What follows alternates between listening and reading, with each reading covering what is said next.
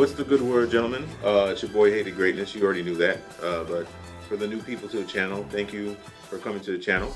So right now I'm going to be talking about Koutetsujou no Kabaneri episode 3. It came out today, I believe, in the States, at least the version that people in the States could watch, the sub version. So I just saw it not too long ago. Actually, Riku randomly messaged me like, yo, Kabaneri episode 3 is out, you need to check it out. So I was like, word, let's get to it. And yeah, I watched this thing 3 times. The quality is consistent now. So we're 3 episodes in now. I can say that there's no down step in quality. This isn't a hit and run series. No, this seems like it's just going to be like this every episode. There was a delay, obviously, and when we got this, it was basically, I don't know, it felt like it was a day. Maybe it really wasn't, because I mean, it came on a Thursday like it was supposed to. Again, condolences to those in Japan and Asia period affected by earthquakes and natural disasters. I hope you guys are being safe over there. So this episode basically starts off exactly where episode 2 left off. Oh, and apologies, I just realized in the episode 1 and 2 review, I was butchering Mumei's name. I kept calling her Memumi. That's not her name. Her name is Mumei. And I know that now. It's Mumei. Memumi just seems to get stuck in my mind for some reason. So I apologize in advance if it happens again. Her name is Mumei. Anyway, it starts off where episode 2 left off, with Mumei having revealed to everyone, and I guess at this point in time it's not spoilers for most people because the first 2 episodes have been out for a while. Mumei has revealed to everyone that she herself is a Kabaneri and is defining what a Kabaneri is to everyone, to basically get them to understand that Ikoma himself is not a Kabane, he's a Kabaneri. There's a clear difference, a distinction between the two. Though the lines are starting to get blurred more and more between that difference as the episode goes on. You'll see what I mean later. So without recanting exactly what happens, she confirms what we were speculating it meant in the comment section on the last episode, and what I was talking about with other people and like PlayStation and Xbox Live parties and on Skype and Discord and stuff about for weeks now. Kabaneri is literally, it's not even literally the half point of humanity and Kabane. It's more of the fact that you have the body of a Kabane and the mind of a human. So you get the physical attributes of a Kabane. So you have enhanced strength apparently. There seems to be the ability to sense Kabane because Mumei seems to be able to sense when Kabane are in the area. We saw her do it in previous episodes and we see it in this episode. It hints that there's things that Ikoma doesn't know about himself now that he's transformed. Remember, when he was doing it, he thought that he just stopped himself from becoming Kabane. He didn't realize that there was a state in between. He didn't realize he would become something else. He assumed he was still human. So that's why in his mind, in this episode, you see the struggle, even at the end of episode 2 and in the beginning of this, you see the struggle with Ikoma addressing himself as human. He sees himself as a Kabane. He doesn't get it, because to him, based on the knowledge that he had, because this is a man who studies, he's done research, he's a learned man. You can either be human or you can be a Kabane, and that's it. So if he isn't human anymore, and he doesn't think he's human anymore, well, this is going to delve into the idea of what it means to be human and humanity and whatnot. But I'm assuming, based on Ikoma's response to the world around him at the time, for him, he defines his humanity not just on his own standards, but by the way he's treated by the world around him. And because all the people that he knew were treating him as if he was not human, in his mind, he wasn't human. And if he wasn't human, what could he be but a Kabane? So he accepts that. That's why it took Mumei basically doing what she did at the end of episode 2 and explaining and literally knocking the dude out in episode 3 to kind of get it through to him and everyone else. Like, there's a difference. And they're still struggling with this. I think this is going to be a theme that goes on throughout the series. Like, the struggle between, well, is this person human or are they Kabaneri? What is the difference between humanity and Kabaneri? Is a Kabaneri essentially the same thing as a Kabane? Should we fear them? Or are they to be trusted because they have the mental abilities and basically the mind of a human? We don't really know. The only example we have other than Ikoma is Mumei, and to be honest with you, she's very cold. She seems indifferent about people. I don't know if that's a result of her being what she is, or if that's a result of her history and what she's gone through. We don't know. She mentions her brother in this episode, Was that man that accompanied her that killed himself when he was bitten, was that her brother? I don't think so, because they would have mentioned that in that episode, possibly. But there's a lot of references to siblings and families in this episode. Like, for instance, we meet Koutetsujou's sister for the first time. And it was an interesting exchange too, because that's like the first time you really see Koutetsujou interact with someone else. That's not a Yame that he doesn't work with or work for, basically. And he interacts with them in a very civil and humane way. Like, their exchange is something you would expect to see a brother and sister have. It's kind of funny at the same time. But yeah, again, this episode is just filled with tons and tons of symbolism. I'm going to avoid trying to give you guys huge plot points, because you guys need to check the anime out for yourselves, obviously. A and B, I figure if you'd already seen it, even if it's not spoiling it to you, I would just be telling you what you already saw and know.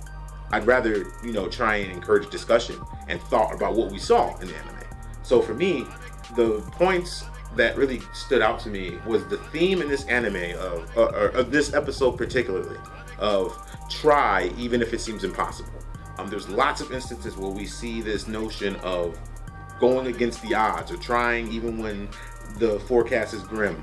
You see this with when Koutetsujou is discussing, the status of the Koutetsujou. Oh, by the way, I confirmed that the vehicle, it is indeed a Koutetsujou. That's what it's called. That's what kind of train it is. The Koutetsujou, which I assume means Iron Fortress. The status of it now, even though they've left the village and are gotten away from the Kabaneri in that village, their struggles aren't over. They're just beginning, basically. Like, you left that, but now you have more hurdles to jump over. For instance, as you could probably have assumed, because I assumed this too, when that many people got in the train and they left in that much of a haste without being able to grab many things to bring with them, supplies are going to be very limited on this trip. So you're going to have to ration things. And Koutetsujou's colleague explained to him, like, we don't even have enough food and water to make it to where we're trying to go. What are we gonna do? And Koutetsujou basically tells him, like, well, we still have to try. Like, it doesn't matter if we don't have what we need to get there. It is our only option, so we have to try to get there. Basically, a rational thought. Like, what's the point in saying, oh, we don't have what we need, so we should give up, or focusing on that? Focus on what you can do and do what you can. That's what you're supposed to do. We see this again with Ikoma, when he is explaining what that flashback that he has of the young girl who's clearly close to him being taken by the Kabaneri means to him. We find out who the girl is. I'm not going to spoil it. Find out, watch it. But again, it's not even just so much that he doesn't want to fear Kabaneri. He doesn't want to be controlled by fear by everyone. It's also this idea for him that he is no longer going to turn his back on anyone. He's not going to sacrifice other people for his sake. So if that means he has to die in order to save other people, that's his mantra now. He's not going to sacrifice anyone. He will fight to destroy the Kabaneri, to end the Kabaneri, and to save everyone. And he won't sacrifice others for this goal. That's his mantra now. And for him, it's an idea like where he's thinking back on an image and he says, it still haunts him to this day that he ran and left that person to their fate there. Because in his mind, especially with the mantra he has now, even if he had no chance, of beating the Kabaneri, if he had no chance of saving her, he should have fought and tried anyway. He would have had a happier life having died, at least with the notion that he tried, versus living with the burden of, well, I lived, but I lived by what means? It wasn't like I fought and just happened to survive. I literally actively ran away and abandoned someone to their fate alone. Someone that was close to him. He won't do that anymore. Again, this idea of even if the outcome is grim, you have to try anyway.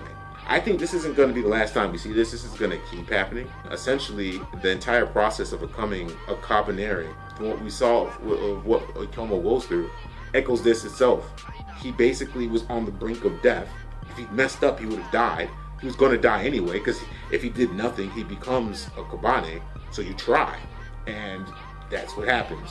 And then there's so much more character development in this episode. Number one, Koutetsujou might be my favorite character. Like, the character, he's just really cool. And the scene with him, there's a scene, it's like it's very quick. But remember, Mume has been shown to be able to detect people's, either their changes or their abilities. And she notices something about Koutetsujou. I don't personally think that he's a Kabaneri.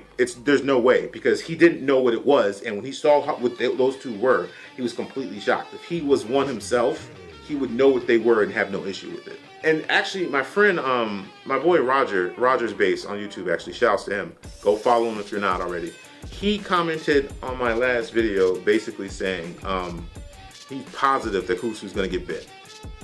And I think so too. I think he's going to get bit, and I think he's going to become a Kabaneri, because it just fits the show. I mean, he doesn't need to. He doesn't need the super strength or anything, because he's already a beast.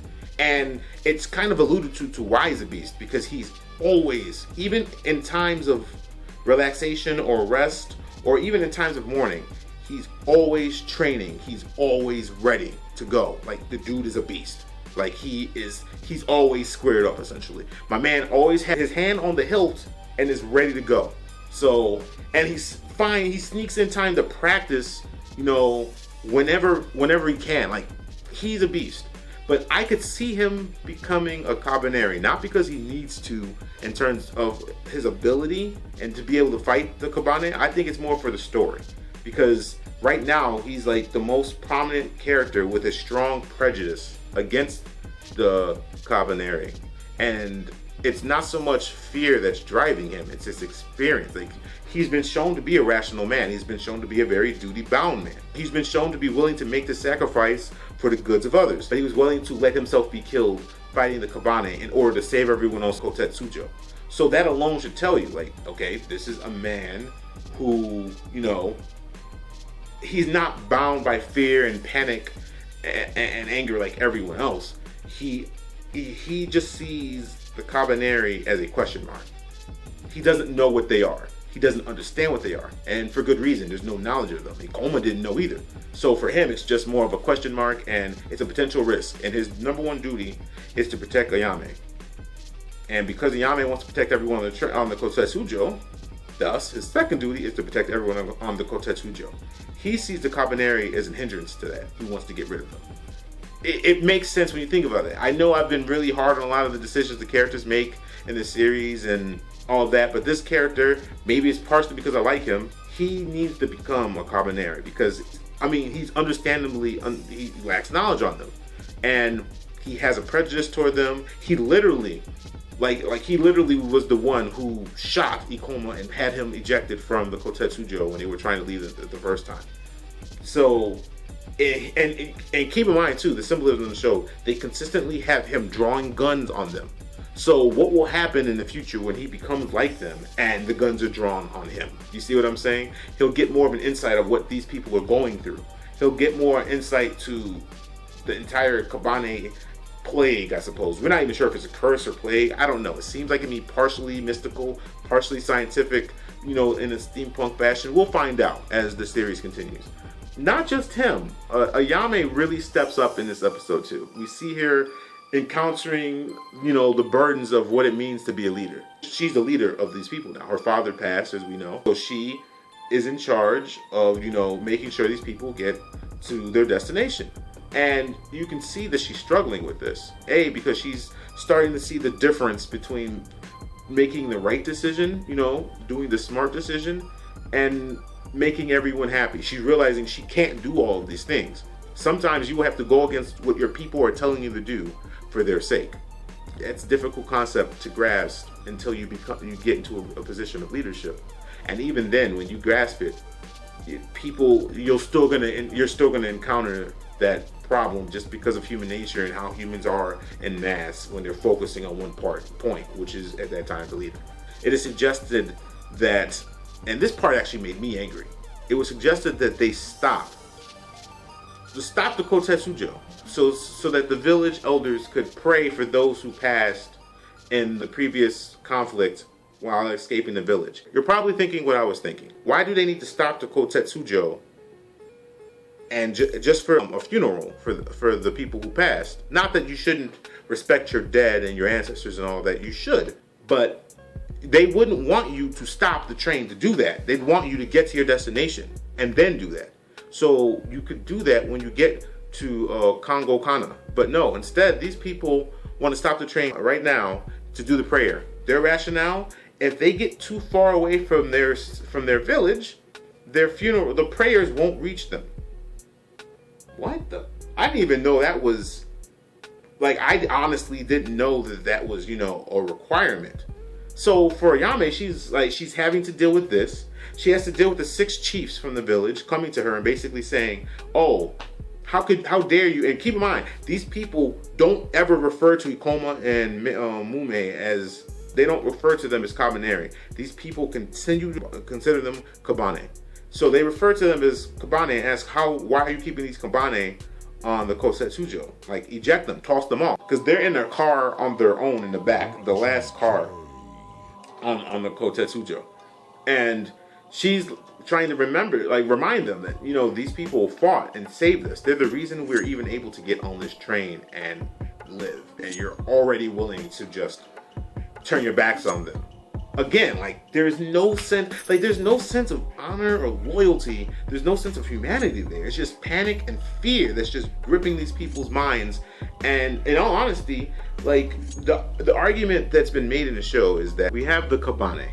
And in the Kabane, they're supposedly these zombie-like creatures that have lost their humanity and lost their control over their mind and their actions.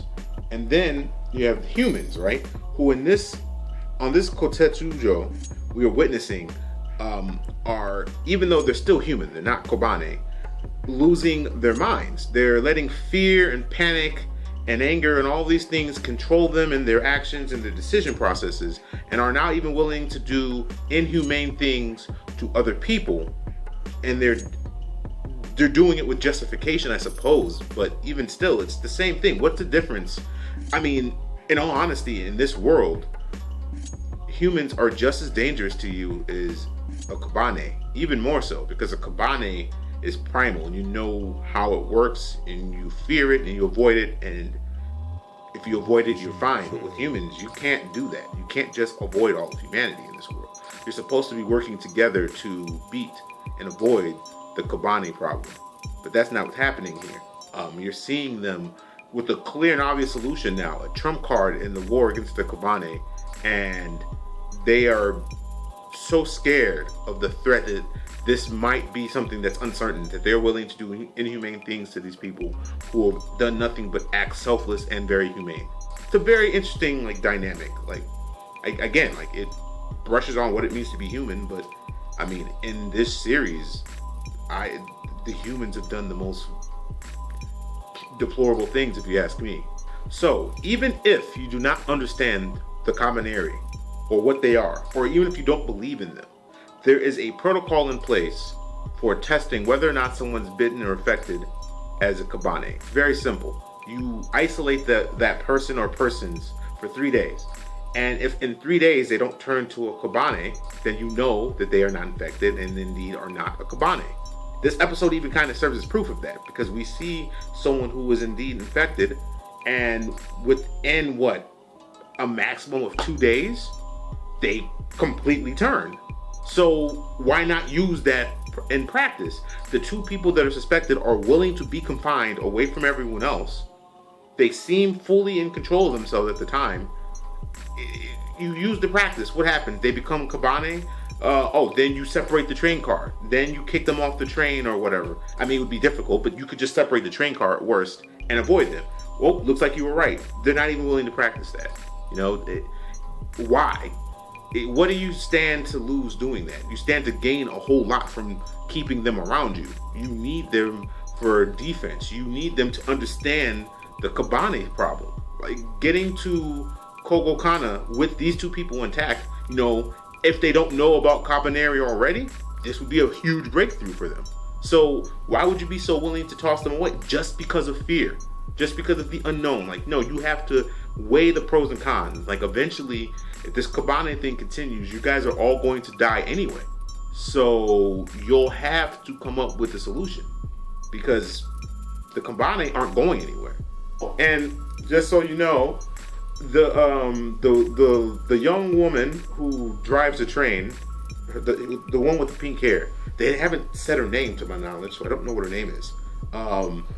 she has like she makes a great facial expression when the six chiefs are talking to Ayame about getting rid of the Kabaneri, and she just looks at them with like just pure disgust.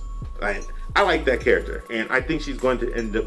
Well, I think a lot of people assume that she's going to be one of the core characters just based on the OP. Which, by the way, the opening theme, the opening music, it was already amazing, and every time I hear it, it grows on me. The visuals from that opening, my God, fire. This episode is great. Like, really, you need to check it out if you have not. Especially the things that happen. I won't go too much into it, but let's just say that, something very Blade-like.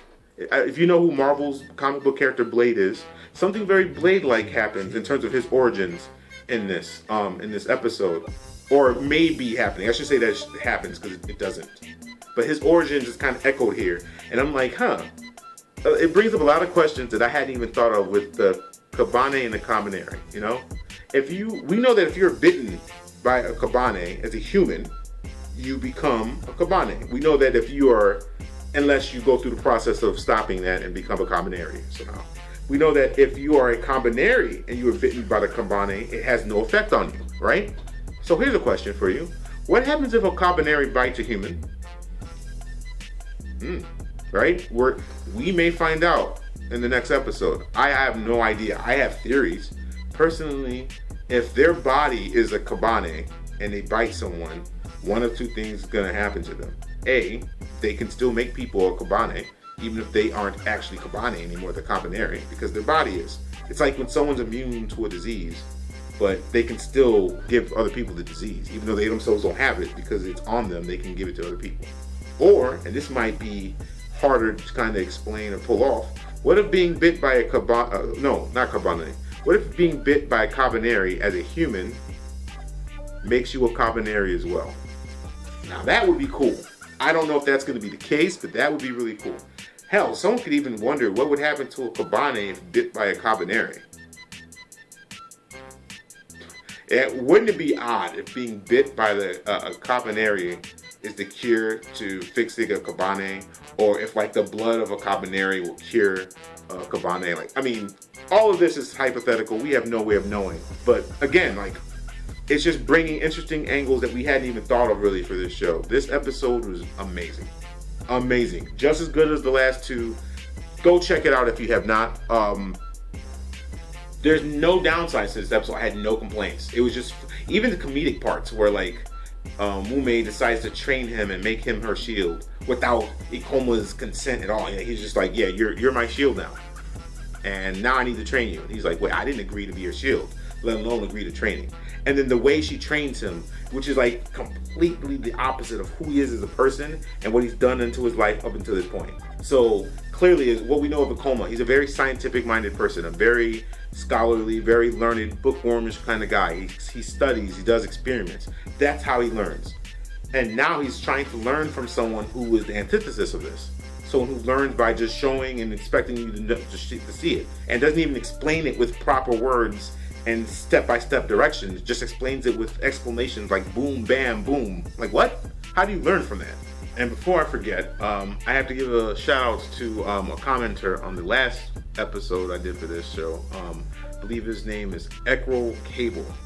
Apologies if I'm mispronouncing it. I'll have an annotation so you can see the text. He mentioned on the last episode, on my last review for episodes 1 and 2, that the ribbon around Mume's neck was her neck brace, so to speak, which I hadn't even thought of until I kept seeing that she would pull it off before she would go into battle. I realized that it meant something, but I did not realize that it was an enhancement for her, where she was able to become, she got a power up, or she became her true self, I suppose, as a Kabaneri, or a more powerful version of herself as a Kabaneri.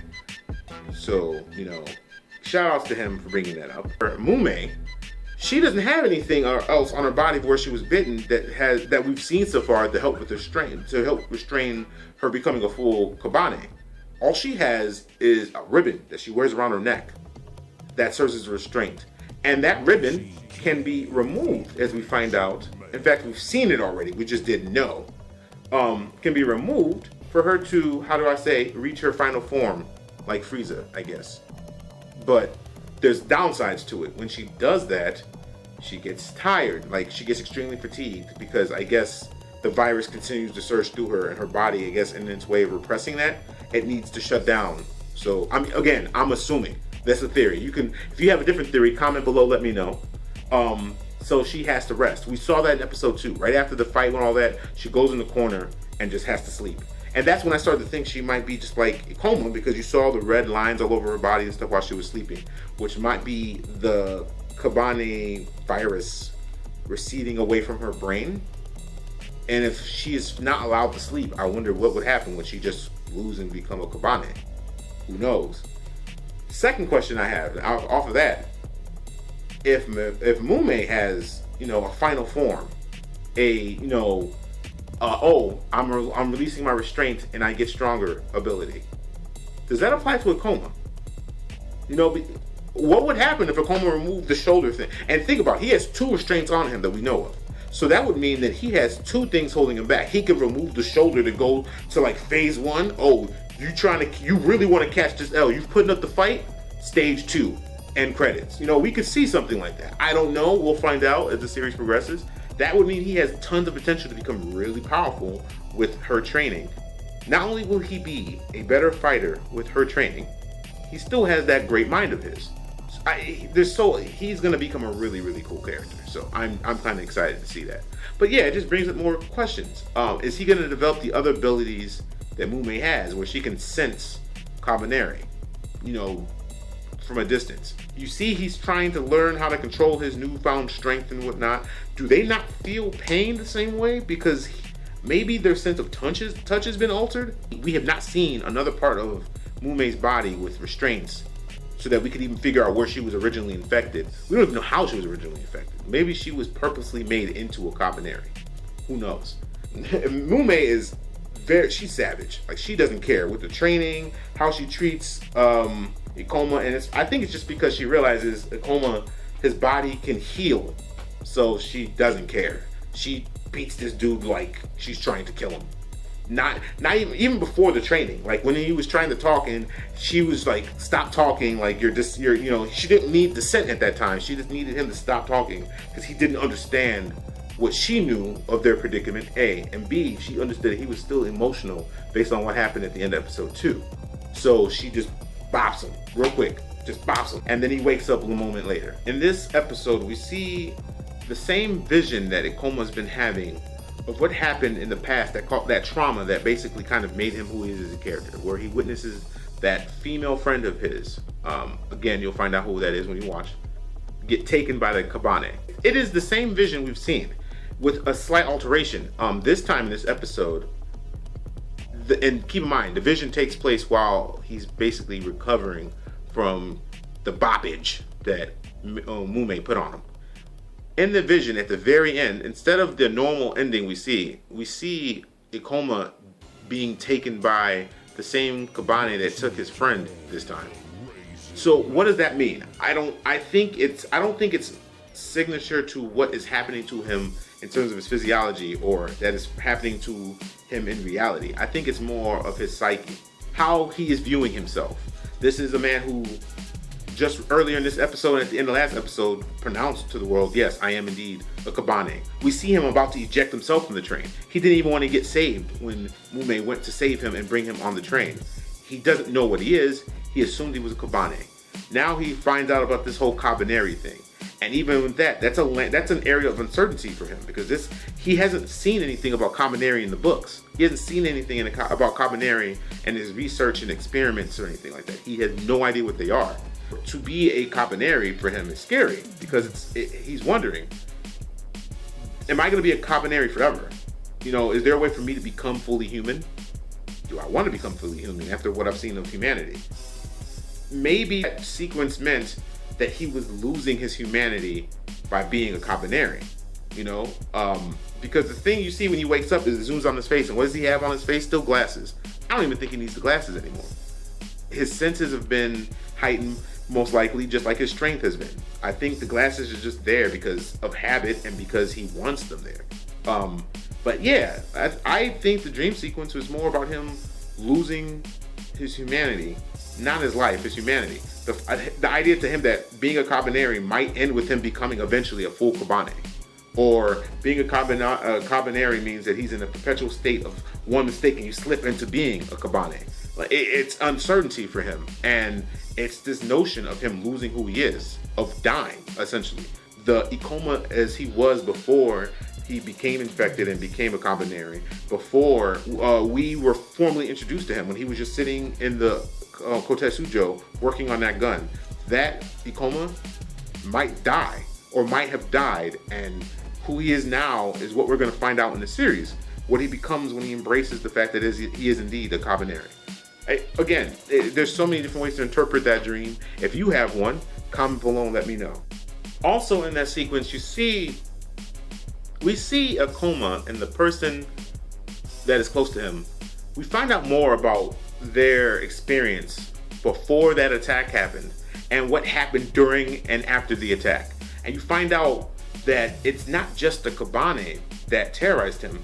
In a way, it was humanity, because the humanity around him, the people around him, they betrayed him. And I don't mean like in terms of just, oh, I'm scared, I'm running. They literally, you visually see them shoving a child out the way, grown men and women shoving a child out of the way, who I'm assuming they're in the same village as them. So you know that these people don't have parents.